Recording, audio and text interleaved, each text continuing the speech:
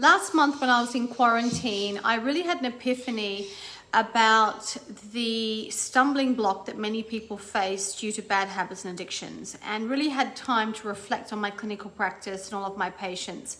and looking to see the common denominator as to why some really flourish and have long-term success and others find it more difficult to really push through and to shift in the best version of themselves and to live there versus just visiting.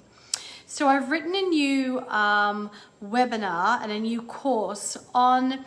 7 steps that I personally use and I've fine-tuned now doing my master's degree in neuroscience as to really good practical tips that you can implement into your life to break those bad habits and addictions, and so you can stop sabotaging yourself and really create a life and a level of wellness that you love, so you can thrive and not just survive and really break through to the next level in your health.